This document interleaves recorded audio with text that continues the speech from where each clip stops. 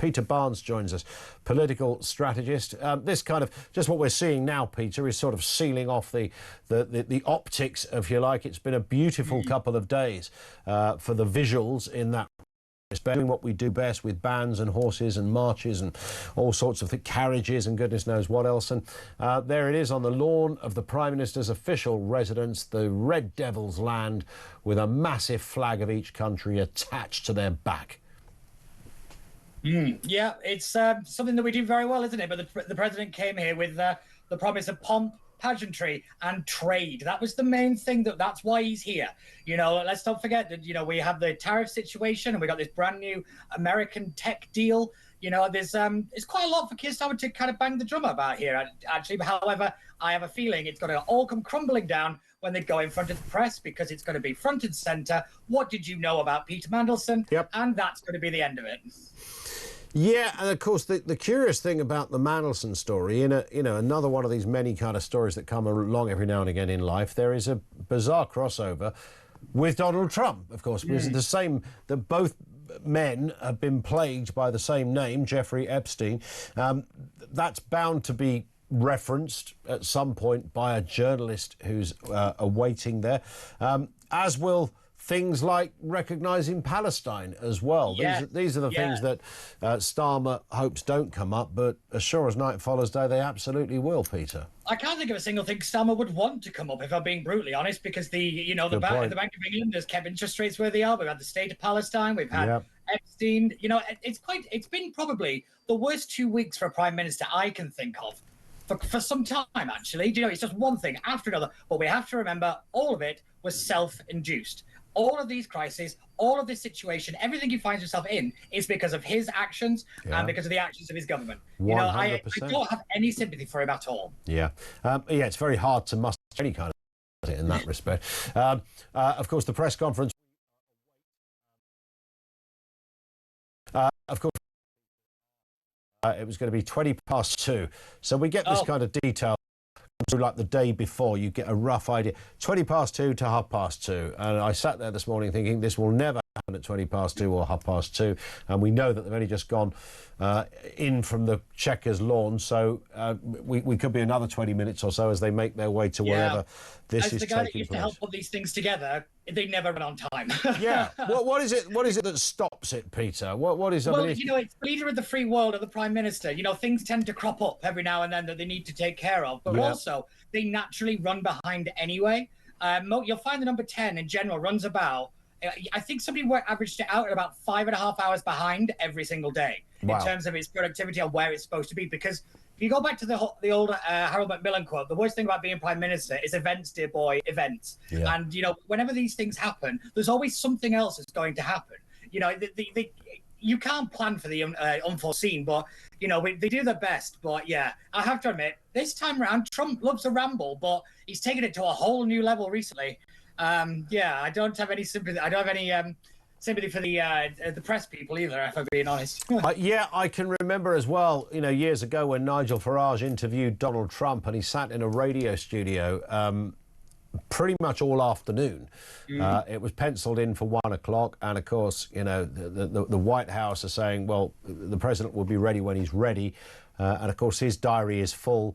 But then a phone call comes in from the Prime Minister of India or the President Pakistan or whatever, and you've got to take those calls, and then you have another meeting, then there's an emergency, then there's a crisis, then they stop that, then there's another one. And Nigel waited all afternoon. I think in the end it didn't happen, and then the next time they did it, after about 3.5 hours of Nigel just sitting in a chair waiting, suddenly, you know, a voice comes on saying, "Hey, Mr. Farage, this is the White House presidential reception. I'm putting you through to the president." But quick, we better don't know. So yes, that's how it works. Indeed, and I only because that's exactly the kind of thing. Timings and events completely out of kilter and against the the very organised thing they have. The terrifying thing that can happen is if they all leave the room, don't say anything.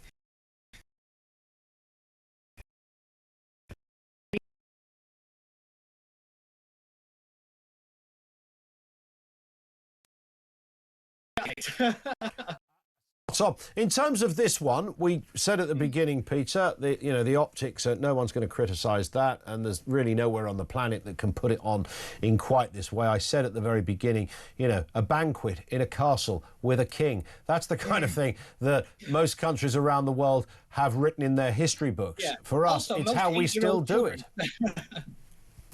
Most 8-year-old children would love this as well. But yeah, it's soft power, and the kind of pageantry and the pomp of the circumstance is one of the best things we do in this country. It is very powerful. Everybody wants to be part of it. All world leaders, no matter what they say, want to be invited here. So for Trump to get this, and I hate saying it, but it is a historic second visit. It's becoming as bad as smash the gangs and stop the boats and take back control, that phrase. But we have to kind of remember this is unprecedented. Yeah. A president's never gotten 2 invites. But there is a reason for it, obviously, like I say, with the trade situation. But the way that the government is actually quite able to wield its soft power is very impressive. Yep. Because I often thought that Boris was never very good at it because he often overshadowed it. But then Cameron never really saw the point of it. But I have to admit, I will say that the Starmer team have really nailed on this kind of usage of the royal family and the history of the nation to kind of woo Trump and to woo other world leaders as well. Because it's not just Trump that he works on it. It worked very well with Macron. Yeah. Yes, that's very true. It actually did. In terms of what it means in the wider scheme of things, Peter, we know about there's been a couple of big old tech trade deals that were announced worth tens of billions of pounds. Yes. That's fabulous. Where does it leave us in terms of our allegiance with the United States? There's no one's ever rekindled fully the Thatcher-Reagan thing. We know that Blair and Bush gave it a darn good go, and that seemed to work, even though in that case they were, from opposite parties. As this pair are today, Republican and Labour, where's our future in that respect? Where are we on that kind of spectrum of allegiances when it comes to the United States? Well, that's an interesting question, because the one thing you have to remember, what made the Thatcher and Reagan relationship so special is they were genuinely friends. That was the difference. There was a personal relationship, because that's how the special relationship actually started. It was between with Churchill during the war, reaching out to presidents to tease them to get America involved in the Second World War. It really was born out of that relationship. And I would say that it's a lot better than where it was about this time a year ago, I will say. They have worked very hard behind the scenes, and I know that a lot of the kind of the number 10 team in the Cabinet Office have wooed and done everything they can with all of the American delegations that have ever been here, whether they be formal ones or informal ones. But, there is still that tense animosity. And I have to admit, the kind of, I don't know if you saw it, but in the little press conference they did before, it was kind of, my friend Trump and our friend Trump. It was so heavily laid on. It was like, it was awkward, and it made your skin crawl a little bit. But just a bit. It's what we've got to do. But I will say that Starmer has played the relationship with Trump very, very well. He's done it a lot better than I thought he was going to, which wasn't very high, to be fair. But I have to admit, he has positioned himself quite well. But there are still these big issues, such as free speech and on Ukraine. They are poles apart, really are poles apart. 100%. Peter, as ever, thank you for speaking with you this afternoon. I know you were incredibly busy on various projects. Peter Barnes, political strategist, with us on the programme.